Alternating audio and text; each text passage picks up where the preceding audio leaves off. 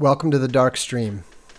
Vox Day, voxday.blogspot.com, and today, Voxiversity. So I'm pleased to be able to announce that Voxiversity number 9 is now out. I'm guessing a few of you have probably already noticed that and seen that since we announced it on the blog today. But as is my habit, I'm going to also introduce it and show it here on the Darkstream. And then afterwards, we'll take some questions and discuss it. So let's give folks a little bit of time to show up here before we get it started. I've been pretty heartened by the responses to the video. We haven't been getting as much of them out and on as regular a basis as I'd like to. You know, I think we've been pretty good about the Darkstream schedule, but we do need to do better on the Voxiversities. And obviously, you know why I've been busy with all the extraneous drama being created by things like the Indiegogo situation and so forth. But yeah, we're still making progress. We're still moving forward. We're still actively working on this stuff on a daily basis. And so no dogs tonight. They're already all sleeping. Jordan Peterson is Omega. Change my mind. Certainly. Given that I've been working for some time here, getting this all wrapped up. I don't know why that's cutting that off. Maybe if we move it up a bit. There we go. Given that I've been working on finalizing Jordanetics, I think I can say with a high level of confidence that Jordan Peterson is not an Omega, but he is absolutely and certainly a Gamma. In fact, I would go so far as to say that the 12 rules for life are actually the 12 rules for Gammas who don't want to change, but want to feel like they are doing the right thing and that they will benefit from doing more of what they're already doing. And so it's really kind of astonishing. I think that a lot of people are going to be really surprised by the extent to which Jordan Peterson reveals himself.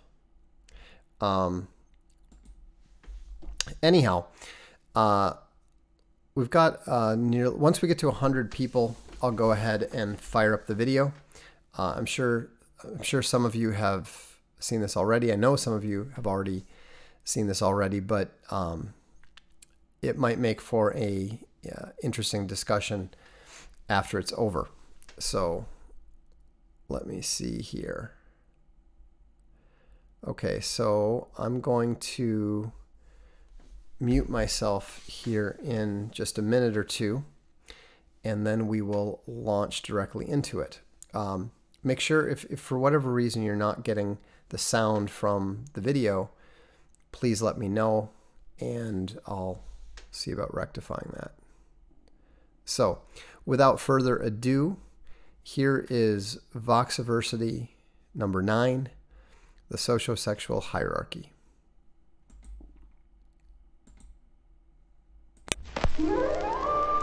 Welcome to Voxiversity. I'm Vox Day, and in this video, I'm going to be talking about the socio-sexual hierarchy. That may sound complicated, and that may sound new to you, but this is something that you know intimately.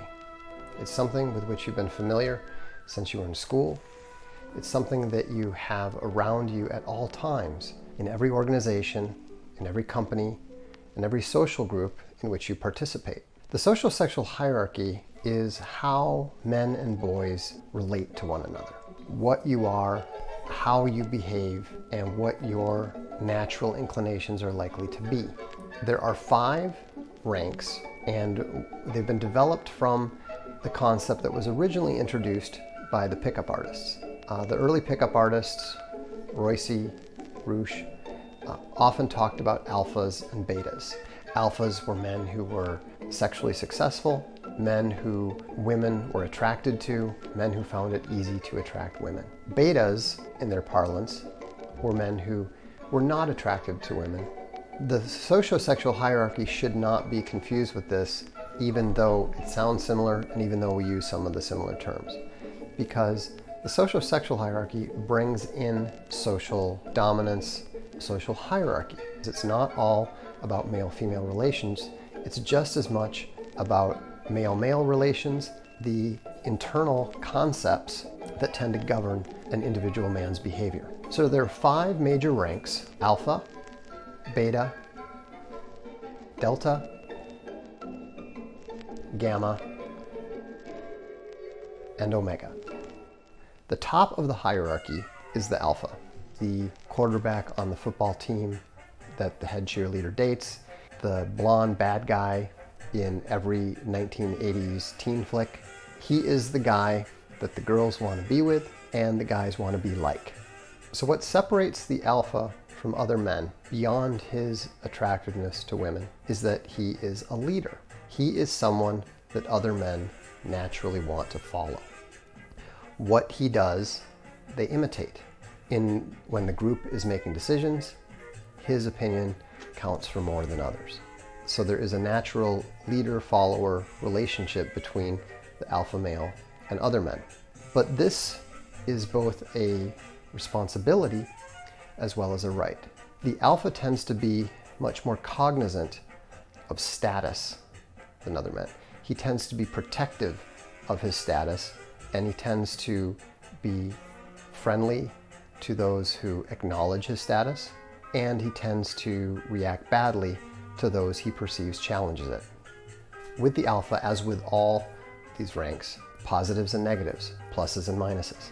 It's important to understand when you're thinking about the hierarchy that it's not about trying to maximize your position within it at all times. I wasn't about to get into a fucking big dick competition. Sometimes it is a big dick competition. If you're not naturally suited for one particular rank, you're probably not going to be very good at handling the responsibilities if you're put into a role that requires it. So the second rank is beta. The alpha are the leaders, the betas are the lieutenants. The betas tend to resemble the alphas on the outside, but the difference is they lack the ambition and they lack the status consciousness that the alpha has to have. Nah. The beta is almost always going to be found attached to an alpha. The beta likes to be provided with leadership. He likes to be provided with a vision. In some ways, being a beta is arguably the best of the social ranks because it comes with a lot of the privileges of being higher in the social hierarchy. No. There's 2 O's in goose. Without all of the responsibilities that fall to the alphas. This is why in corporations you often see such a problem when an alpha leader retires, because they frequently try to elevate his loyal betas to the former alpha's position, which almost invariably fails because the beta is not psychologically suited to play the same role as the alpha that he supports. Betas actually tend to be fairly friendly people that it's enjoyable to be around. They're popular with women. They're very popular with women. Hey, Goose, you big stud! That's me, honey! But not to the extent of the alphas. You always go home with the hot women. All right, thank you, Carol. In general, you're not going to see a wife fretting about the loyalty of her high-status beta husband the way that she is almost invariably going to worry about her alpha husband. Take me to bed or lose me forever. Show me the way home, honey. Betas tend to be very loyal. Loyalty is their defining trait. The thing that you need to be very careful of or the beta. The one area where you can get yourself in a lot of trouble is if you are disloyal either to them. Well, I just happened to see a MiG-28. Sorry. Or even worse, to the alpha to whom the beta looks.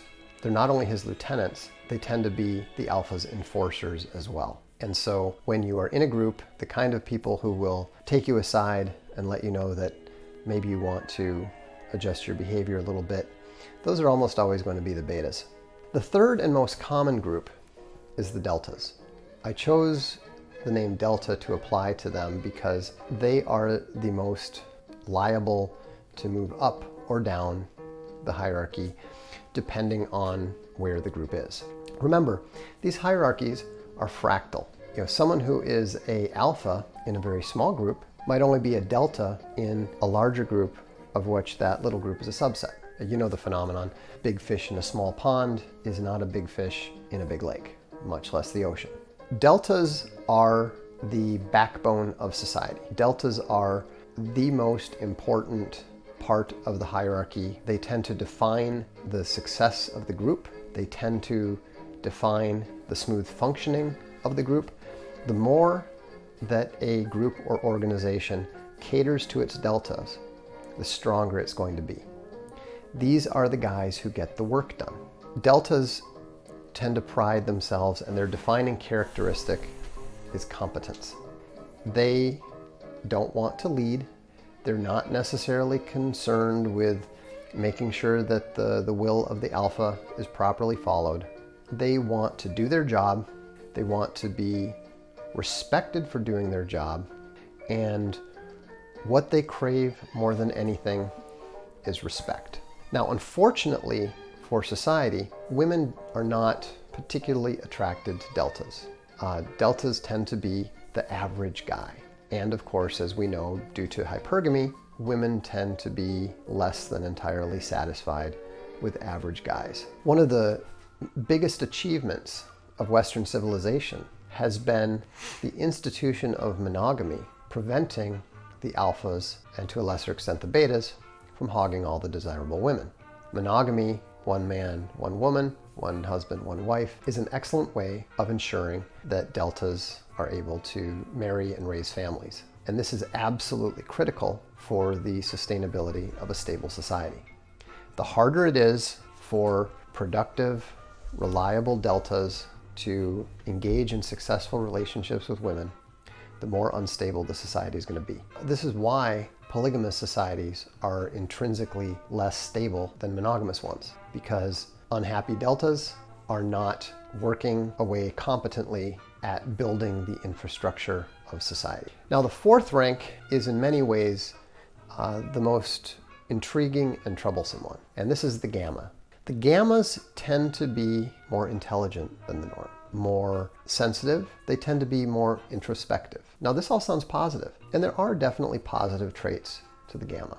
You got a problem, friend? But the problem with the gamma is that the gamma is fundamentally unsatisfied with his position in the social hierarchy. Gammas often believe that they should be in charge by virtue of their intelligence. And this, of course, tends to make them extremely disruptive forces in any organization of which they're a part. So whenever you see someone causing trouble in an organization, whenever you see SJWs infesting it and attempting to force change on a healthy organization, you can be pretty sure that the men involved are going to be gammas.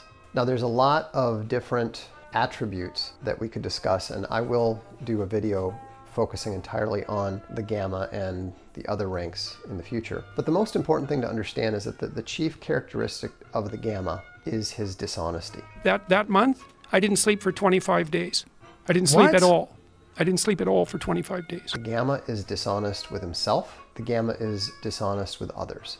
And even worse, when he is called out for his dishonesty, he will usually defend himself like a cornered rat. How is that possible? I'll tell you how it's possible. You lay in bed, frozen in something approximating terror for 8 hours, and then you get up. Rather than simply admit that he was being dishonest. And so what that means is because of that characteristic dishonesty, the gamma also tends to be conflict avoidant and passive aggressive. I was being professional. He replayed weak, conflict averse. So there is a natural rivalry and a natural dislike between alphas and gammas. When you are running an organization, or when you're responsible for an organization, the gammas are always the ones that you need to manage very closely because they are the most likely to behave in a disruptive manner, and they're also the most likely to simply melt down and cause problems of an unpredictable nature. Gammas tend to be disliked by women, whereas women are more or less indifferent towards deltas. They actually tend to be somewhat repulsed by gammas. Ask me one question. Yes, you're a total fag. This is very frustrating to the gammas because they actually tend to be the romantic ones. 10 things I love about Janie. They tend to be the ones who will obsess over a particular woman and write her poems and fail to understand that the strength of his desire for her does not cause her to desire him in any way. You know, introspective is one word for the gamma, narcissistic might be another one. However, for all their challenges, gammas are still part of the social hierarchy. Gammas usually do find a woman with whom they can have a successful relationship in the end. The fifth rank is the most tragic and difficult rank. It's the omega. And the omega is the quintessential social reject. Excuse me? The omega is the one Excuse me? who is not even in the game where women are concerned. Okay, but that's the last straw. You know, whereas the gamma might be the one muttering in his beer to his friend in the corner at the party, nobody ever even thought of inviting the omega. The omega is literally never there. And omegas tend to creep women out. Just the mere fact of them being around, even if they don't say anything, is often upsetting to women. They're not necessarily incompetent. They're merely socially handicapped, usually in multiple ways. Omegas can be the classic school shooters. If you look at Adam Lanza of Sandy Hook fame, he would be an obvious example of the omega type. Omegas tend to keep to themselves. They don't tend to have many male friends. They don't tend to have any female relationships at all. You know, most of them live quiet lives, keeping mostly to themselves, although, as was shown in the movie Office Space, they do occasionally snap. When you hear about the quiet guy who never bothered anyone, who suddenly flips out and burns his company building to the ground, you can be highly confident that you're dealing with an omega. Now, why do these things matter? You know, why do we talk about these ranks? You know, is it to make the alphas feel good about themselves? Is it to make the omegas feel bad about themselves? No, not at all.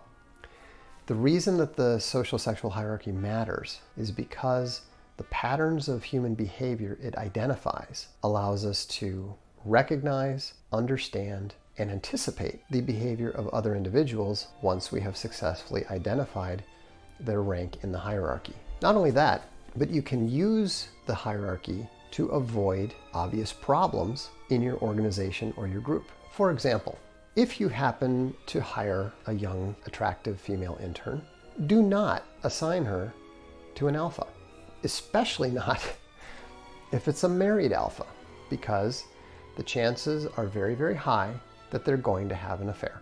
By the same token, you probably don't want to assign a gamma to manage a group of people, especially a mixed group of people, because gammas tend to view power as a chance to make up for all their junior high and high school frustrations. You know, they tend to look at power as a way of getting back at people. And you can see this in practically any of the pieces that have been written by male journalists about the confirmation of Judge Kavanaugh. Kavanaugh, being an athlete from an elite prep school, represents the much hated jock alpha to the gammas of the press. And you know, you can see and read their psychological issues coming out on the page as they attack this guy that they've never met, who's done nothing to them. It's not all ideological. A lot of it is psychological, And a lot of it is rooted in these socio-sexual hierarchical issues. The more that you develop the ability to identify the traits of your own socio-sexual rank, the easier it is to modify your own behavior and optimize your own behavior. It's especially useful when you're dealing with others. You know, I make use of my knowledge of the socio-sexual hierarchy on a regular basis in my business relationships. I know that I need to be careful about inadvertently challenging an alpha. I know that I need to make sure not to say anything disrespectful about an organization for which a beta is working. I also know that when I'm dealing with deltas, I need to make sure that I give them the respect for their competence and their hard work that they need. And with the gammas, I always make sure to not put them in mission critical positions just in case they have a gamma meltdown and elect to declare war on the organization. These patterns of behavior are very, very reliable. They are very, very recognizable. And once you begin to see them, it's very, very difficult to ignore them. I think that if you study the groups in which you are a member and you learn to start identifying who's the alpha, who's the beta, who are the deltas, who are the gammas, what you're going to find is that you're going to be able to navigate the social challenges presented by that group in a much more effective manner. This is Voxiversity. I'm Vox Day. So, let me turn on the sound here. Okay, can you hear me? Let me know if we have our audio back here. It looks like we do.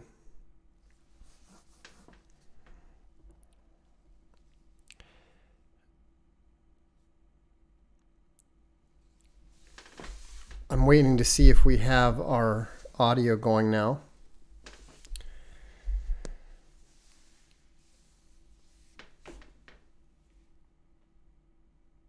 Sound was never off. Oh, okay. I thought I turned it off. All right. So, a couple questions that we've had. Oh, sorry. I meant to turn it off. Anyhow, the reason that we left the sigma and lambda and that sort of thing out is because this is an introduction to the socio-sexual hierarchy. There are far fewer sigmas than lambdas, and more importantly, we're not going to get into that right now, but more importantly,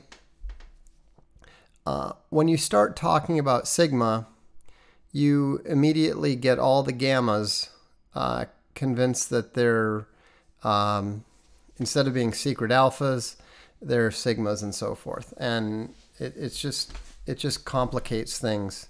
And so what I wanted to do is introduce people to the core concepts.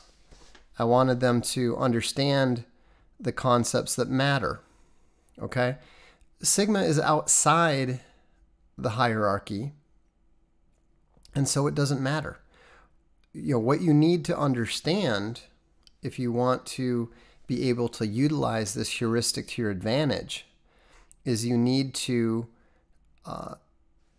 grasp the core concepts of the hierarchy, learn what the patterns of behavior are, and that will help you then learn how to anticipate behavior as well as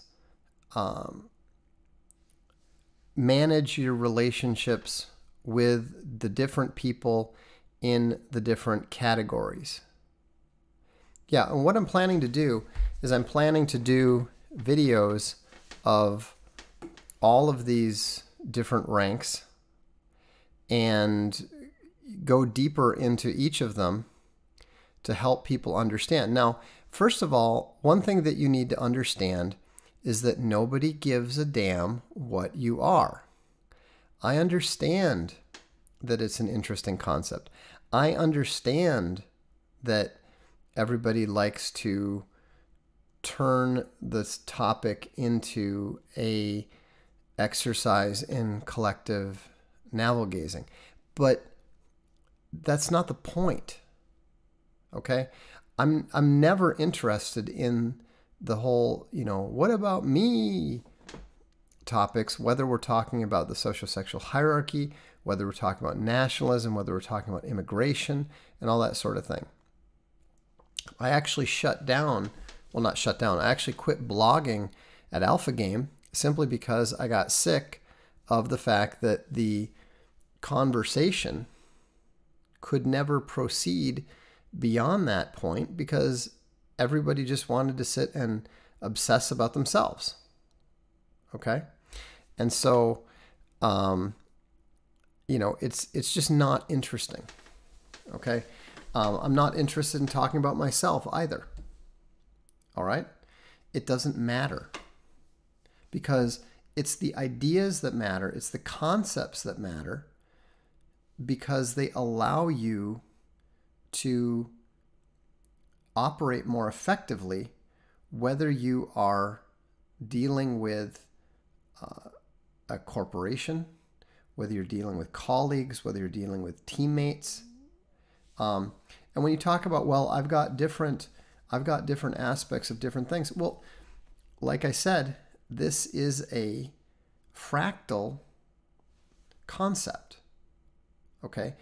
What you'll find, and this has been demonstrated in various studies, if you have a group of people, there's actually a study that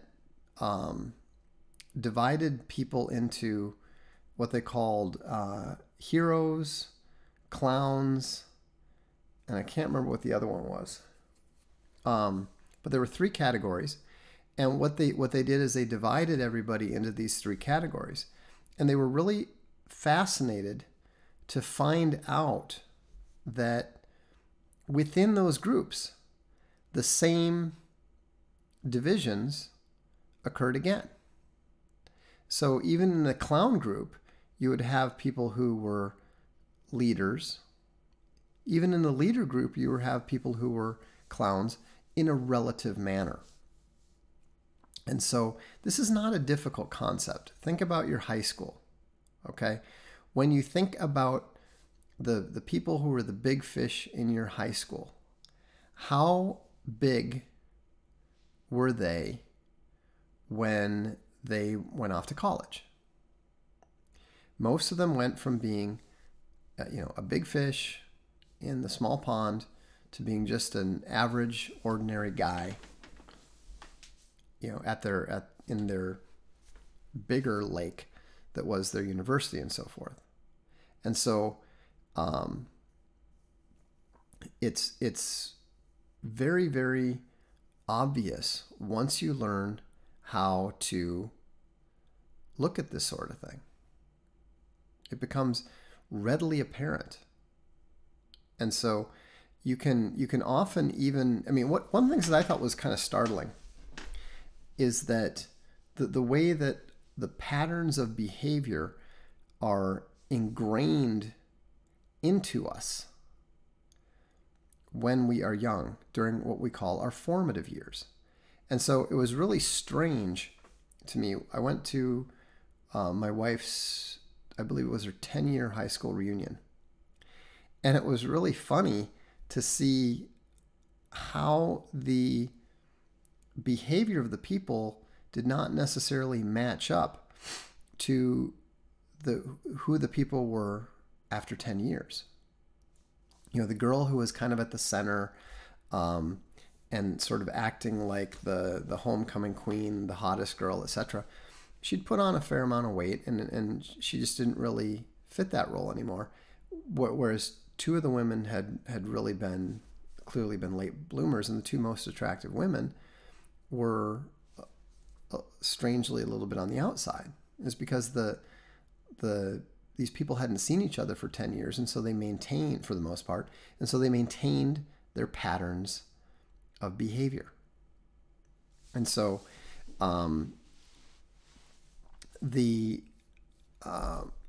you have to look at what these patterns of behavior are and you will begin to recognize them over time. And it again, it's a heuristic. It's not an absolute law. It's not an absolute rule. But what you have to understand, like people are saying, well, Hitler was an Omega and Lenin was whatever he was, and they went from nobodies to being leaders of an entire country. Jordan Peterson is treated like a rock star, right? He's got fame, he's got fortune. Is he an alpha now? No. Look at how he behaves. We are shaped by our formative years. And even if we go on to supersede what our perceived limitations are, surmount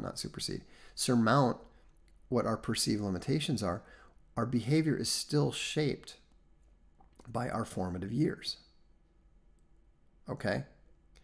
And so the more you understand the hierarchy, the more you're able to utilize it to your advantage, the more you're able to avoid obvious problems that will come up and present themselves if you are not cognizant of and paying attention to the relationships within the hierarchy.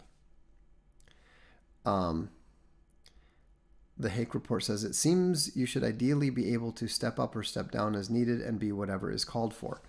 Well, first of all, you can only do that if you really understand how it works. And secondly, that's not really possible because we are all shaped by our psychological scars and the way that we've been treated, the way that we've behaved. We're not infinitely psychologically malleable. And so, Vox, how do diseases, serious accidents affect the ranks? Well, it totally depends upon the person. There are people who, remain strong, charismatic personalities, even when they're in a wheelchair. And there are people who lose their confidence and become a shell of themselves as the result of negative experiences. In humans in current society, rank is determined by background, privilege to humble. Money is a factor, but it is very far from the only factor.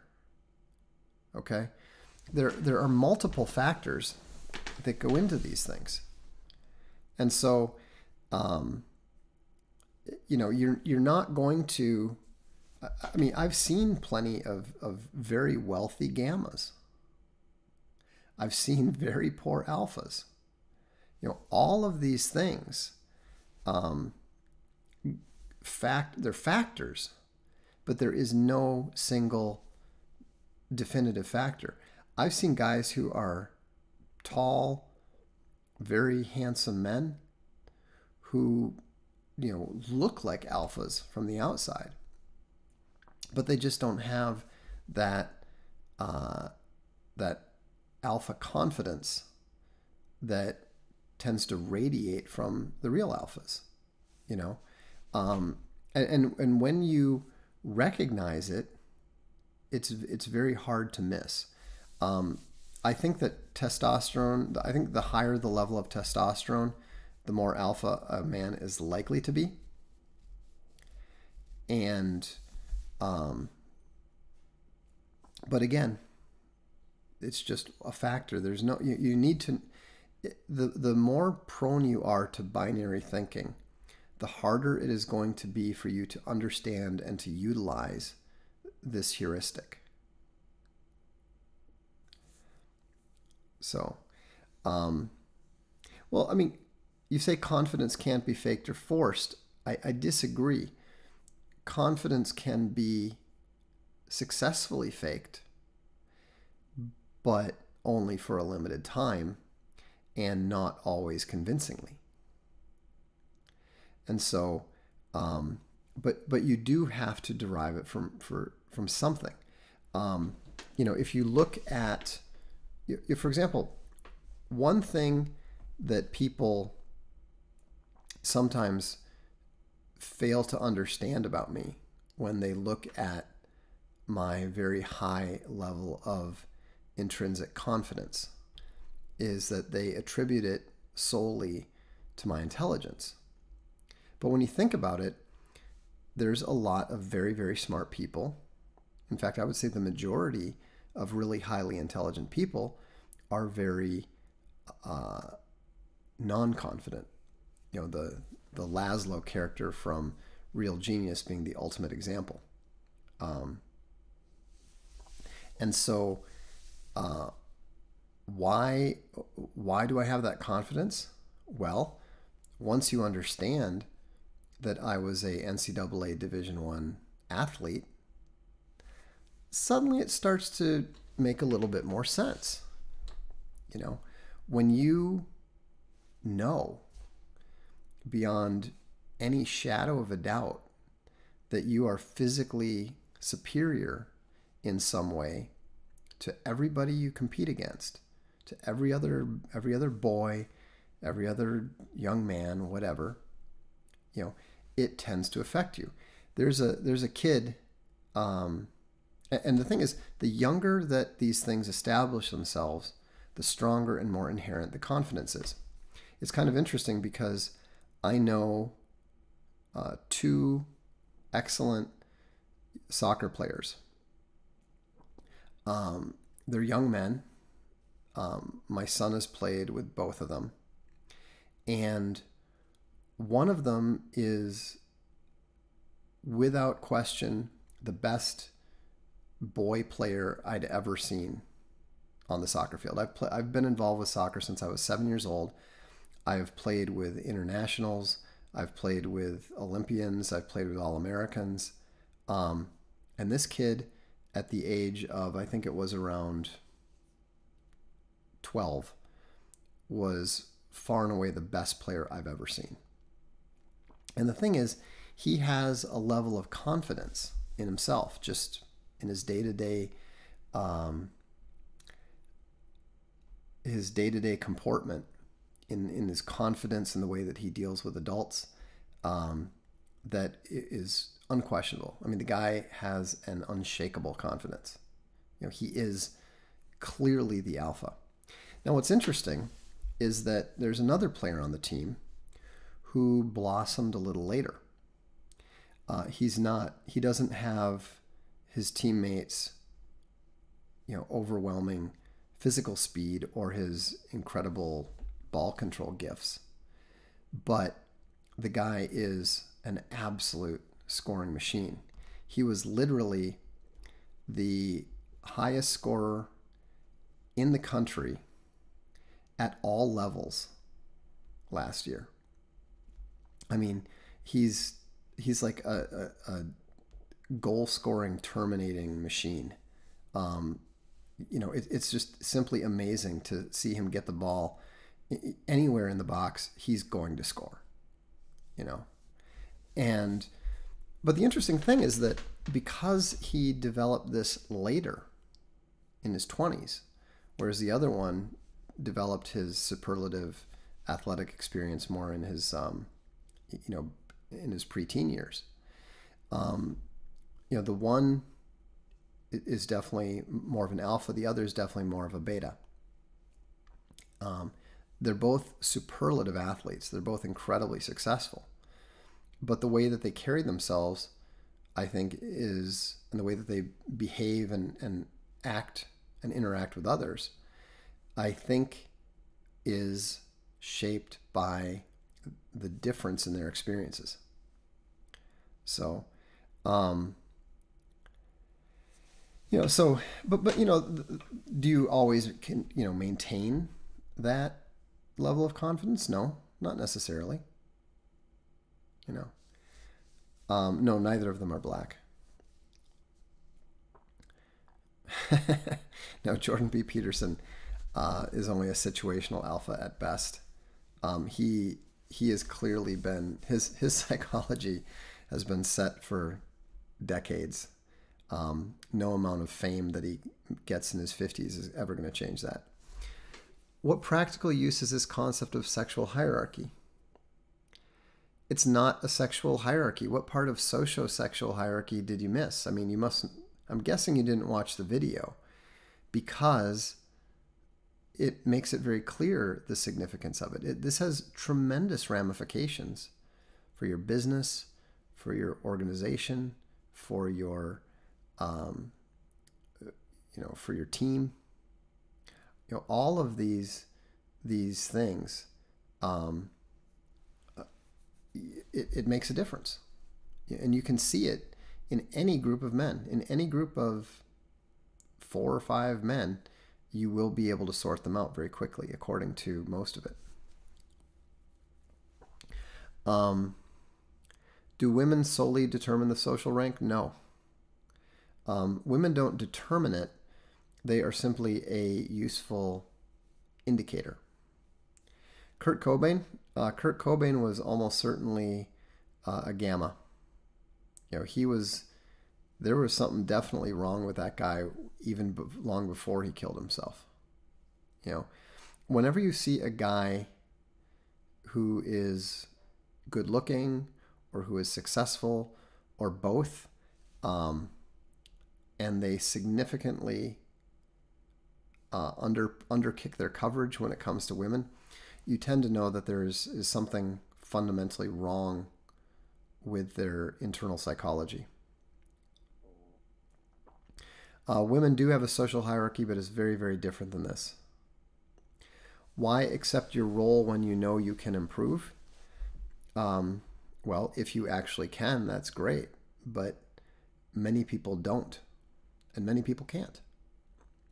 You're never going to change your core psychology. You can change your outside. You can build up your body. You can achieve great success, but your core psychology is only going to change so much.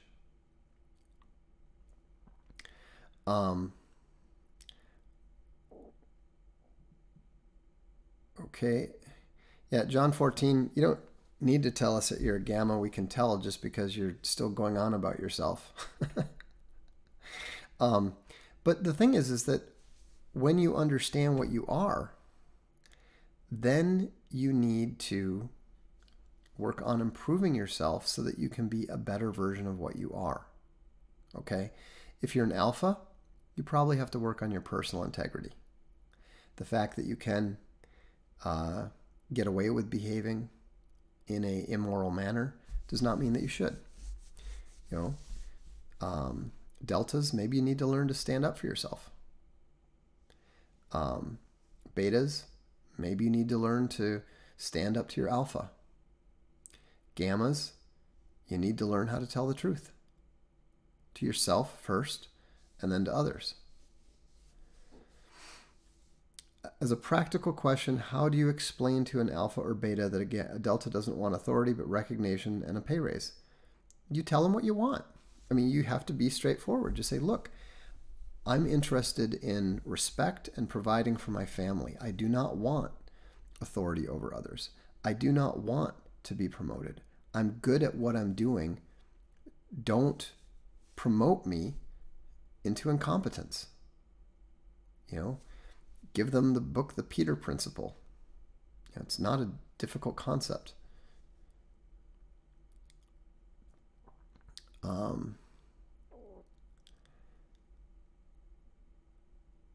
There's a particular alt-writer who is clearly a highly self-aware gamma. His channel could probably be called Confessions of a Recovering Gamma. That's great. I mean, there are few people more content than a gamma who graduates from gamma and becomes a successful, stable, reliable delta. The guy who wrote the Graduating Gamma series on Alpha Game was a former gamma. He's the guy I go to when I don't understand what gammas are doing or why they're doing it. And we have developed, I think, a fairly sophisticated understanding of that mentality now. What is the gamma cure? Go read Graduating Gamma at Alpha Game. I think there's 4 different posts. It goes into some detail, but it all starts with not lying. The Army screwed up big time when they got rid of the E4 specialist ranks and tried to make everyone an NCO. Almost certainly. What do you do with the highly technically competent gammas in your organization? You utilize them, but you need to firewall them. You need to make sure that they don't have access to the kind of things that they will destroy when they have a meltdown. And you also need to put someone in charge of them who is sympathetic to them. You probably don't want an alpha or a sigma anywhere near your gammas. Gammas can't stand alphas, and sigmas can't stand gammas. SJWs do tend to be gammas. I mean, it's not an equivalency. There are lots of non-SJW gammas. What makes someone susceptible to being an SJW? I think a religious impulse without religion.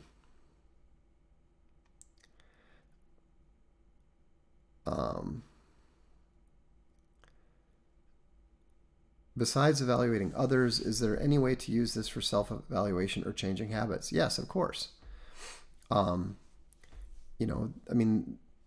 There are many ways to do that. But, first you have to decide what your goal is.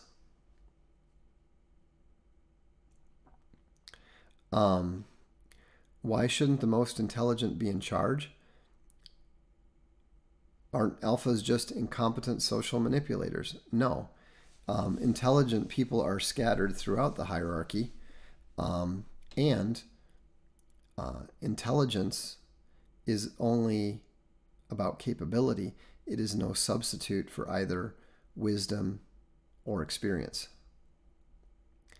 How do people with autism fit in this hierarchy? They usually tend to be much lower on it.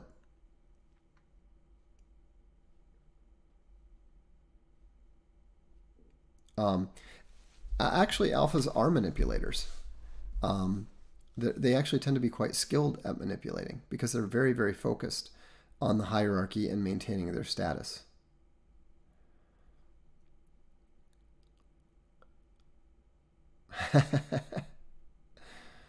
When a gamma tells you in the company of others how great you are, be careful. Yeah, gammas usually like to talk about themselves more than anything else. Are you planning on making a hierarchy consultation firm or book? Well, I already have a consultation service, but it's expensive, and so I wouldn't. I don't like to deal with people that much. I much prefer ideas. But yeah, there will be a book. I mean, I'm actually writing a book. I'll have a book called Corporate Cancer coming out, which will deal with this in some sense. Would you say this hierarchy is comparable to the more traditional warriors, priests, merchants, slave castes? No, it's not. As far as improving goes, that's just for gammas and omegas. Yes, no, that's not correct. Everyone can improve, and actually, I think that there are probably gammas and omegas are often very content on some level with how they are. Gammas are very adept at redefining reality to suit themselves.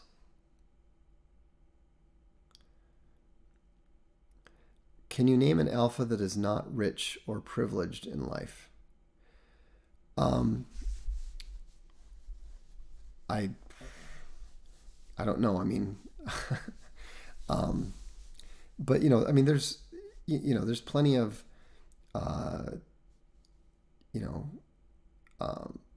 poor, good-looking black guys or Italian guys or whatever, who are alphas, who do really well with women and that sort of thing. They have a high level of confidence and so start. They don't need money for it. You know, now they do tend to be genetically privileged, but that's not what you're talking about.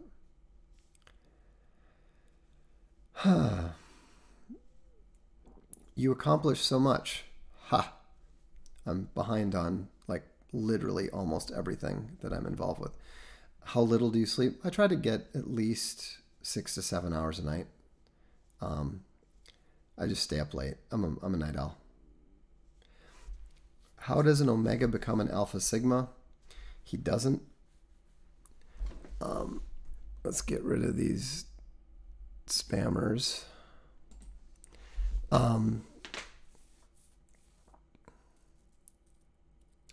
Let's see.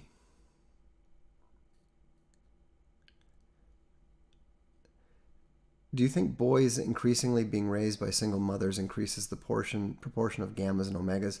Yes, without question. Speaking of gammas, getting rid of some of the alt retards.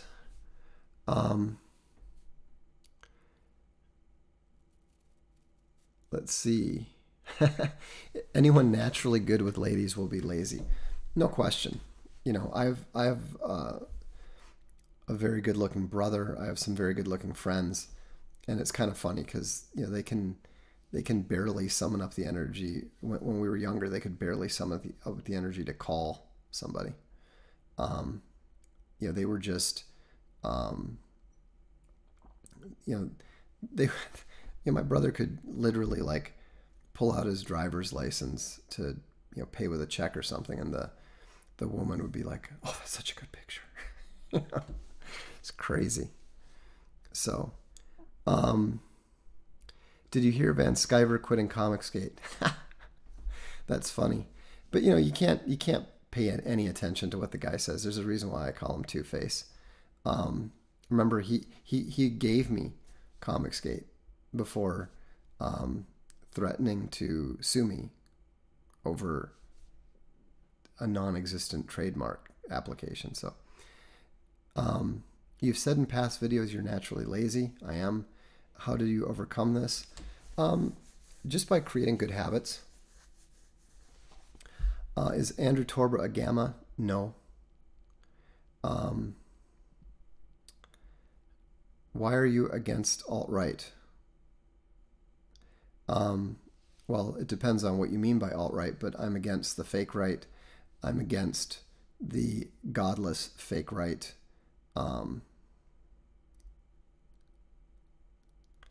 Let's see. The father is absolutely necessary for the formation of an alpha child. I tend to agree. Let's see. One nice thing about being up at night is the psychic silence. Absolutely. Yeah, I mean, I love it when it's quiet and everybody is asleep. Can an omega change? Yes, but it's difficult. They usually need external help to do so.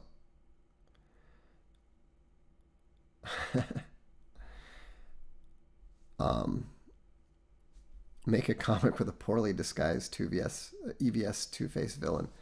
That's funny. Anyhow, as you can hear, my voice is starting to go, and so I'm going to sign out now, but thanks for tuning in.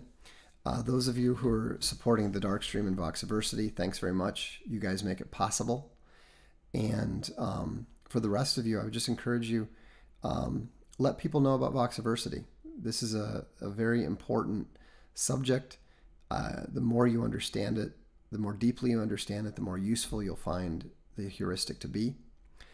And I hope you have a good evening. We will see you at the next Darkstream.